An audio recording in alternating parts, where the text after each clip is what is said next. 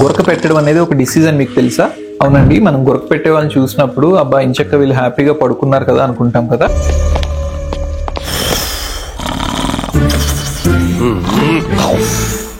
కానీ ఈ గురక పెట్టే వాళ్ళలో అబ్స్ట్రక్టివ్ స్లీప్ యాప్నియా అనే డిసీజ్ ఉండే ఛాన్స్ ఉంటుంది. దీన్నే ఓఎస్ఏ అంటారు. ఈ ఓఎస్ఏ ఉన్న వాళ్ళకి డయాబెటీస్ గానీ, బీపీ గానీ, హార్ట్ అటాక్ గానీ, స్ట్రోక్ గానీ వచ్చే ఛాన్స్ అనేది 2 to 3 times ఎక్కువగా ఉంటుంది. ఈ ఓఎస్ఏని మనం ఈజీగా ఐడెంటిఫై చేయొచ్చు, అలాగే ట్రీట్ చేయొచ్చు కూడా. అసలు ఈ అబ్స్ట్రక్టివ్ స్లీప్ యాప్నియా అనేది ఎందుకు వస్తుంది, దీన్ని ఎలా ఐడెంటిఫై చేయాలి, ఎటువంటి టెస్ట్ చేయించుకోవాలి, ఏం ట్రీట్మెంట్స్ అవైలబుల్ గా ఉన్నాయి అన్నది ఈ వీడియోలో చూద్దాం.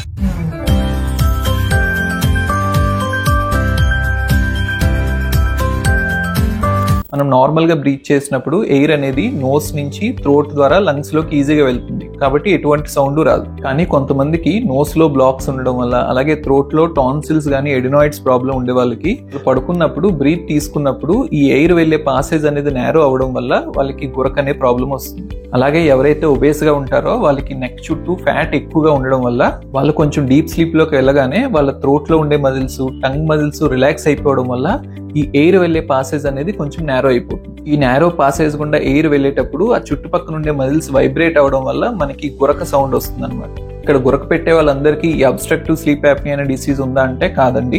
అసలు ఇది నార్మల్ గా వచ్చే గురక, లేకపోతే ఈ అబ్స్ట్రక్టివ్ స్లీప్ యాప్నియా ప్రాబ్లమ్ అనేది ఎలా ఐడెంటిఫై చేస్తామంటే, నేను ఇందాక చెప్పినట్టు కొంతమందికి ఈ నోస్ లో ఉండే బ్లాక్స్ వల్ల గానీ, లేకపోతే డిఎన్ఎస్ అంటాం, డీవియేటెడ్ నేసల్ సెప్టమ్, అంటే వాళ్ళకి ముక్కులో ఉండే దూలం అనేది కొంచెం పక్కకి జరిగి ఉంటుంది అనమాట. దానివల్ల ఎయిర్ వెళ్ళేటప్పుడు టర్బులెన్స్ క్రియేట్ అయ్యి ఎక్కువగా సౌండ్ వస్తుంది. అలాగే ఎవరికైతే టాన్సిల్స్ గానీ ఎడినాయిడ్స్ ప్రాబ్లమ్స్ ఉంటాయో వాళ్ళు కూడా పడుకున్నప్పుడు గురక పెడతారు. ఈ ప్రాబ్లమ్స్ ఉన్న వాళ్ళు సన్నగా ఉన్నా సరే వాళ్ళకి గురక వస్తుంది. అయితే ఇది జస్ట్ సింపుల్ స్నోరింగ్ కాబట్టి దీనివల్ల ఎటువంటి హెల్త్ ప్రాబ్లమ్స్ రావు. ఆ నోస్ బ్లాక్ గానీ, టాన్సిల్స్ ఎడినాయిడ్స్ ప్రాబ్లమ్ గానీ ట్రీట్ చేస్తే వాళ్ళకి మళ్ళీ గురక పోతుంది అనమాట.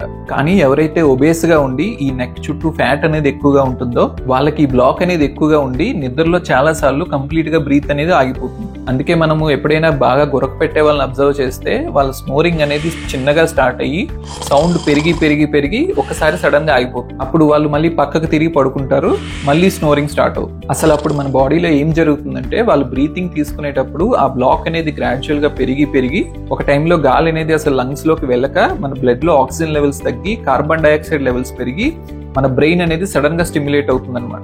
వాళ్ళకి ఆ టైంలో మెలకు వచ్చేసి మళ్ళీ పక్కకు తిరిగి పడుకుంటారు. ఇలా వాళ్ళ బ్లడ్ లో ఆక్సిజన్ లెవెల్స్ తగ్గినప్పుడల్లా వాళ్ళ బ్రెయిన్ అనేది వాళ్ళని నిద్రలోంచి లేపేస్తుంది. వాళ్ళు మళ్ళీ పక్కకు తిరిగి పడుకున్న తర్వాత స్లీప్ లోకి వెళ్ళేసరికి మళ్ళీ నెమ్మదిగా స్నోరింగ్ స్టార్ట్ అయ్యి మళ్ళీ ఈ సైకిల్ అనేది రిపీట్ అవుతా ఉంటుంది. ఇక్కడ ప్రాబ్లం ఏంటంటే, పాపం ఈ అబ్స్ట్రక్టివ్ స్లీప్ యాప్నియా ప్రాబ్లం ఉన్న వాళ్ళకి వాళ్ళు నిద్రలో ఇన్నిసార్లు లెగాల్సి వస్తుందని వాళ్ళకి తెలియదు. అందుకే ఈవెన్ నైట్ 8 hours పడుకున్నా సరే మార్నింగ్ లేసేసరికి ఇంకా నిద్ర సరిపోలేనట్టు టైర్డ్నెస్ గా, వీక్నెస్ గా ఫీల్ అవుతా ఉంటారు. కొంతమందికి మార్నింగ్ లెగ్గానే హెడేక్ వస్తుంది. అలాగే ఈవెన్ టీవీ చూస్తూ కూడా నిద్రపోతా ఉంటారు. కొంతమంది వర్క్ చేస్తా కూడా ల్యాప్టాప్ ముందు కూర్చుని కునికిపాట్లు పడతా ఉంటారు. అండ్ ఈ ప్రాబ్లం ఉన్న వాళ్ళకి రోజంతా కూడా వీక్ గా, టైర్డ్ గా ఉంటారు అనమాట. ఈ ప్రాబ్లం కోసం వాళ్ళు చాలా మెడికల్ టెస్ట్ చేయించుకుంటుంటారు. ఏదో B12 అని, వైటమిన్ డి డెఫిషియన్సీ అని వాళ్ళు ట్రీట్మెంట్లు వాడుతుంటారు, కానీ వాళ్ళకి వీక్నెస్ తగ్గదు.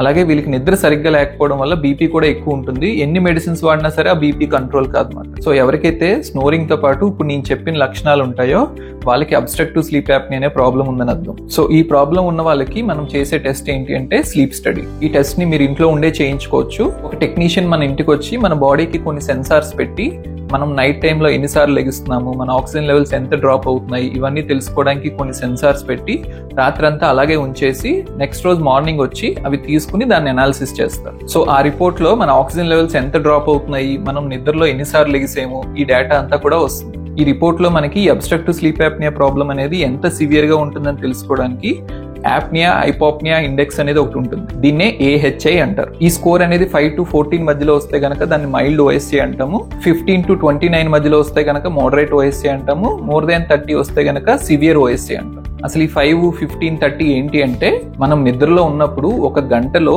ఎన్నిసార్లు మనకి ఎయిర్ ఫ్లో అనేది బ్లాక్ అవుతుంది అని. కంప్లీట్ గా బ్లాక్ అయితే దాన్ని యాప్నియా అంటాము.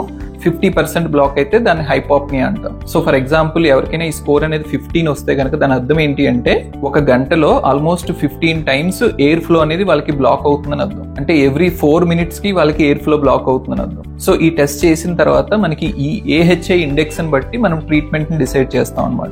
ఎవరికైతే మైల్డ్ OSA ఉంటుందో, అంటే ఈ స్కోర్ అనేది 5 to 14 మధ్యలో వస్తుందో వాళ్ళకి మెయిన్ ట్రీట్మెంట్ ఏంటంటే వెయిట్ లాస్ అవ్వమని చెప్తాం. అలాగే ఆల్కహాల్ తీసుకునే వాళ్ళకి ఆల్కహాల్ తీసుకోవద్దని చెప్తాము. అండ్ పడుకున్నప్పుడు వెల్లకిలా పడుకోకుండా సైడ్కి పడుకోమని చెప్తాం. ఎందుకంటే మనం సైడ్కి పడుకున్నప్పుడు టంగ్ మజిల్స్ అన్ని పక్కకు జరిగి ఎయిర్ ఫ్లో అనేది ఈజీగా ఉంటుంది. ఎవరికైతే మోడరేట్ ఓఎస్ఏ ఉంటుందో, అంటే ఏహెచ్ఏ అనేది 15 to 30 మధ్యలో ఉంటుందో, వాళ్ళకి వెయిట్ రిడక్షన్ తో పాటు సిప్యాప్ అనేది పెడతాం. ఈ సిప్యాప్ ఫుల్ ఫామ్ ఏంటంటే కంటిన్యూస్ పాజిటివ్ ఎయిర్వే ప్రెషర్. ఈ సిప్యాప్ ట్రీట్మెంట్ లో నోస్ కి ఒక చిన్న మాస్క్ కనెక్ట్ చేసి ఆ మాస్క్ ని ఒక మెషిన్ ని కనెక్ట్ చేస్తాం. ఈ మెషిన్ ఏం చేస్తుందంటే ఎయిర్ ని కొంచెం ఎక్కువ ప్రెషర్ తో పంప్ చేస్తుంది అనమాట. ఈ ఎక్కువ ప్రెషర్ తో మనం ఎయిర్ తీసుకున్నప్పుడు మజిల్స్ అన్ని కూడా ఓపెన్ అయ్యి ఈ బ్లాక్ అనేది క్లియర్ అవుతుంది. దీనివల్ల వాళ్ళ బ్లడ్ లో ఆక్సిజన్ లెవెల్స్ ఇంప్రూవ్ అవుతాయి. అలాగే నైట్ టైంలో నెంబర్ ఆఫ్ టైమ్స్ లేకుండా హ్యాపీగా పడుకుంటారు. సో స్లీప్ ఇంప్రూవ్ అవుతుంది కాబట్టి డయాబెటీస్ రిస్క్ తగ్గుతుంది, బీపీ కంట్రోల్కి వస్తుంది, అలాగే హార్ట్ అటాక్ కానీ స్ట్రోక్ కానీ వచ్చే రిస్క్ అనేది కూడా బెటర్ అవుతుంది. సో మీ ఫ్యామిలీ మెంబర్స్ లో ఎవరికైనా స్నోరింగ్ ఉంటే నెగ్లెక్ట్ చేయొద్దు. ఎవరికైతే స్నోరింగ్ తో పాటు రోజంతా వీక్నెస్ గా, టైర్డ్నెస్ గా, అలాగే డే టైం ఎక్కువగా పడుకోవడము, నైట్ టైం ఎంత పడుకున్నా సరే నిద్ర సరిపోయినట్టు అనిపించకపోవడము, ఇలాంటి లక్షణాలు ఉంటే గనక మీరు పల్మనాలజిస్ట్ ని కన్సల్ట్ అయ్యి స్లీప్ స్టడీ చేయించుకుని దానికి ట్రీట్మెంట్ తీసుకుంటే ఈ ప్రాబ్లమ్ కి సొల్యూషన్ దొరుకుతుంది. అలాగే ఈ ఓఎస్ఏ అనేది మెయిన్ గా ఒబేసిటీ వల్ల వస్తుంది కాబట్టి మీకు మైల్డ్ గా ఉన్నా సివియర్ గా ఉన్నా డైట్ అండ్ ఎక్సర్సైజ్ రెగ్యులర్ గా చేసి వెయిట్ లాస్ అయితే గనక ఈ ఓఎస్ఏ లో చాలా ఇంప్రూవ్మెంట్ కనిపిస్తుంది. సో ఇది అబ్స్ట్రక్టివ్ స్లీప్ యాప్నియా గురించి. నెక్స్ట్ వీడియోలో ఇంకో టాపిక్ తో కలుద్దాం. Thank you.